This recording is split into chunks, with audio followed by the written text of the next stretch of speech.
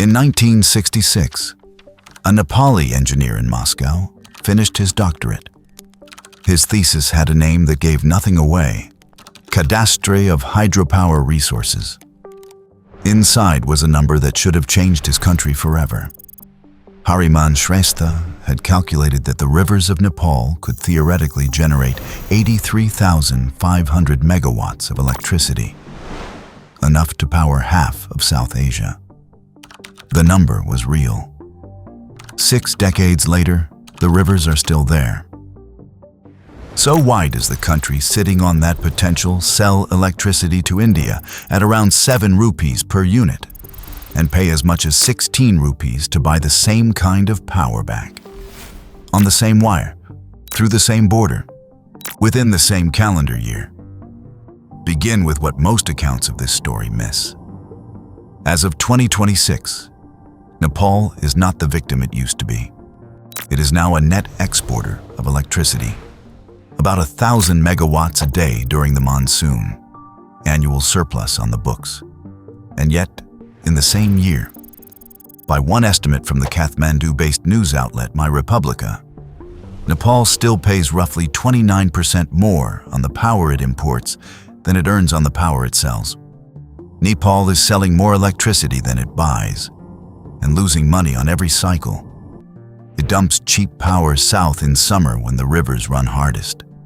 It buys that power back dearer in winter, when the rivers fall to half their flow. The reversal is not a story about water. It is a story about a market with one buyer. Mechanism. Start with the physics. Nepal has built about 3,400 megawatts of hydropower capacity. More than 95% of it is a kind of plant called run-of-river. Run-of-river means almost no storage. The river arrives. The river leaves. The turbine spins for as long as the water is flowing. You cannot save the water for later. You cannot save it for tomorrow's evening peak. You cannot save it for January.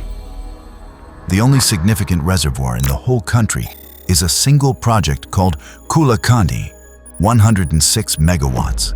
That is the entire battery of Nepal's grid. So when the monsoon hits, between roughly May and October, the rivers swell and the turbines deliver close to their full installed capacity. When the monsoon ends, output collapses. Some plants have, some lose more. Now, overlay demand. Nepal's people use the most electricity in 2 windows. 6 to 9 in the morning when households wake. 6 to 9 in the evening when they cook and light. Demand collapses overnight and dips through the working day. But the rivers do not consult the clock. They run hardest at midday in the monsoon, when nobody is home. They run slowest on winter evenings, when everyone is. So in summer, the turbines are producing more power than the country can use. In winter, they cannot produce enough. A country with reservoirs would handle this by storing the summer surplus and releasing it through the winter and the evening peaks. Nepal cannot. The physical architecture of its fleet does not permit it. So Nepal does the only thing the structure allows. It sells the summer surplus. Then it goes shopping in the winter. Here the story stops being about water. Nepal's surplus, when it leaves the country, has exactly one place to go: the grid of its southern neighbor. There is a word for a market with one seller: monopoly. The word for a market with one buyer is monopsony. Monopolies set prices high. Monopsonies set prices low. And Nepal sells into a monopsony. The interconnection happens on a handful of cross-border lines. The largest is a 400 kilovolt link from Dalkabar in Nepal to Muzaffarpur in India. But before any Nepali project can put a single megawatt onto that line, it needs separate project-by-project approval from India's Central Electricity Authority. Not a blanket permit. Each project, each upgrade. In October 2021, The approved Nepal to India export ceiling stood at 39 megawatts. By June 2026, it had climbed to 1,165 megawatts, counting both India and the small route to Bangladesh. That sounds like a wide-open spigot. It isn't. Every one of those megawatts was approved one project at a time, and the same agency that opens the spigot can narrow it. Even the route to Bangladesh runs through Indian territory and Indian transmission. In June 2026, India blocked a 20-megawatt increase on that route, citing transmission constraints. The gatekeeper is the same neighbor that is also the buyer. A second reversal runs on top of the seasonal one, and it plays out every day. When Nepal is buying power from India in winter, it does not buy at random. India runs a real-time electricity market. Prices climb when demand is high. The most expensive window is between 5 and 9 in the evening. Indian rush hour, Indian dinner time. So Nepal stays out of that window. It imports during India's cheap solar hours. When the midday sun is flooding Indian solar panels with output, the Indian grid cannot fully absorb. It imports overnight, when most of India is asleep and prices fall. And while it imports cheap power overnight, Nepal does something even more telling. It shuts down its own peaking run-of-river plants in the evening. Not because it cannot generate. Because if it generates now, the water is gone by tomorrow morning, when Nepali demand peaks and Indian prices are climbing too. So Nepal stores its water by not running its turbines. It imports the gap from the cheapest hour of the day inside its neighbor's grid. It is sophisticated. It is rational. It is the behavior of an agent that cannot set its own price. And it is not historical. This past January, after years of stable power, rolling blackouts returned to parts of Nepal, not because the hydropower had failed, but because the import deal with India had stalled.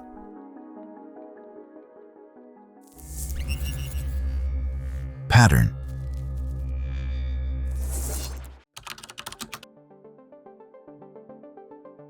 What looks like a story about Nepal is not really a story about Nepal.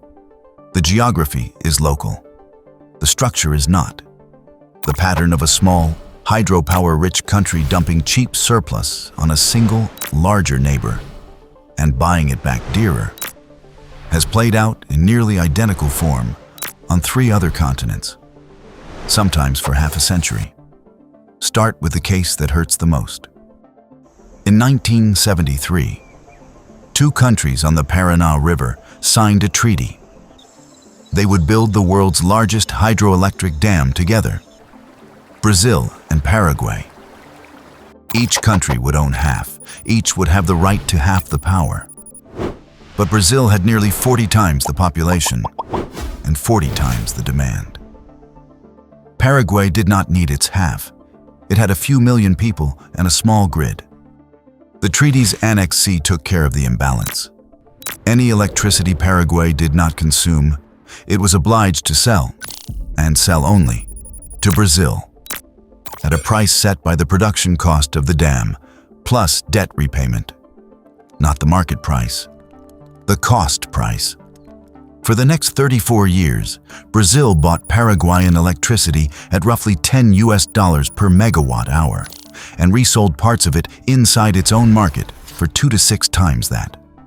In 2019, a political scientist named Miguel Carter, at a Paraguayan think tank called Demos, did the arithmetic. He compared what Paraguay had actually received for its share of Itaipu's power between 1985 and 2018, 34 years of operations, with what that same power would have earned at fair market price. The difference, by his estimate, was approximately $75 billion, roughly 2 years of Paraguay's entire economy. The treaty's revenue terms expired in 2023. Paraguay is now trying something new. It is courting artificial intelligence data center companies to come and consume that same electricity inside Paraguay, at market prices, paid in dollars, by foreign tenants. Itaipu is not Nepal's analog. Itaipu is Nepal's older mirror. The same template, in different geography. Laos sits upstream of Thailand on the Mekong River. Thailand has built much of Laos's hydropower fleet, including a 1,400-megawatt dam called Xayaburi, operating since 2019. The buyer, again, is one entity. Thailand's state utility, EGAT. The Xayaburi power purchase agreement was independently reviewed by a researcher named Ariel Chitnis in 2013. His conclusion: the contract was, in his words, lopsided in favor of EGAT. Take-or-pay terms binding Thailand to a fixed-price purchase. An exclusivity clause forbidding Laos from selling output to any third party without EGAT's written consent. A 29-year term. The pricing reproduces Nepal. In the dry season, Laos imports power from Thailand at about 11 US cents per kilowatt hour. In the same dry season, Laos sells electricity to Thailand at about 5 cents per kilowatt hour. More than 100% markup, end to end, in the same body of water, in the same fiscal year. And here is what makes it nearly absurd. Thailand does not actually need the power. Its reserve margin, the gap between installed capacity and peak demand, sits above 40%, more than twice the global norm. Thailand is overbuying electricity it cannot use, from a country it can dictate terms to, and selling some of it back at higher prices. Move north. Tajikistan generates 95 to 98% of its electricity from hydro. Its summer surplus flows downstream to Uzbekistan at about $20 per megawatt hour. Its winter deficit lights candles in homes. In the language of two water policy researchers, Mark Zaitoun and Jerome Warner, this is hydrohegemony, a stable arrangement made stable by asymmetric power. 3 continents, 4 countries, 1 template. Now look directly east of Nepal. Bhutan is, in almost every relevant way, Nepal's twin, smaller, mountainous, hydro-dependent. Most of Bhutan's generation is also run-of-river. The only buyer is also India. The contracts are also bilateral and long-term. But the outcome is the opposite. Bhutan's hydropower sector contributes roughly 20% of national GDP and over 40% of government revenue. The country is, by hydropower revenue per capita, one of the more comfortable small economies in the region. Same upstream geography, same downstream monopsony, same dominant generation type. Opposite economic result. The trap is not what we thought it was. Boundary.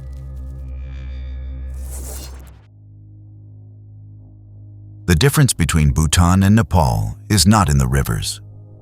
It is in the paragraph of the contract that says who paid to build the dam. When Bhutan's first major hydropower projects went up, Chuka, Tala, Mangdechu, they were financed by India. Through a mix of grants and loans, structured so that India bore the construction cost and the construction risk. In exchange, Bhutan locked in long-term, fixed-price tariffs. The Tala project, when it came online in 2007, was selling power to India at 1 rupee 80 per unit for 35 years. The price was low. It was also predictable. Bhutan had given up its upside. It had also given up most of its downside. It accepted a low ceiling in return for a guaranteed floor and a balance sheet someone else carried. Nepal made the opposite call. Most major Nepali hydropower has been built with Nepali capital. Bank loans now totaling roughly 8% of all loans in the Nepali financial system. And Nepali sovereign risk. Nepali developers where the construction overruns. Nepali banks were the non-performing loans. Same upstream geography, same downstream buyer, different paragraph of the contract. Now jump to Northern Europe. Norway has more hydropower per capita than almost any country on Earth. Most of it is dispatchable, meaning the operators can choose, hour by hour, whether to release water through the turbines or hold it back. Norway's flexibility is enormous. Norway does not sell that power to one neighbor under a long-term bilateral contract. Since 1996, Norway has been part of a power exchange called Nord Pool, shared with Sweden, Denmark, and Finland. Each country is divided into bidding zones. Each zone clears its prices through a transparent day-ahead auction. About 93% of Nordic electricity consumption flows through this market. When the price in Germany is high, Norway can export. When it is cheap, Norway can import.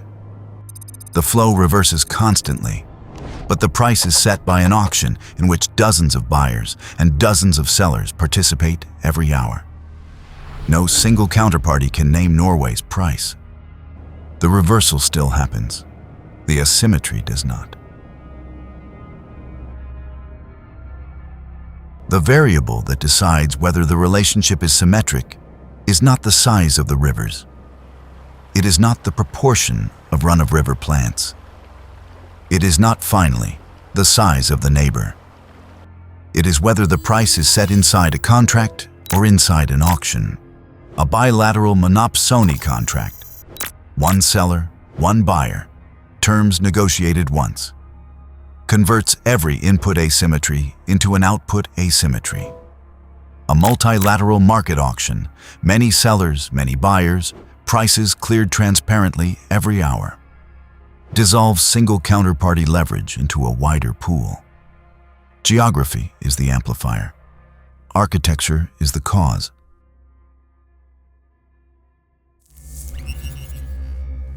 Leverage.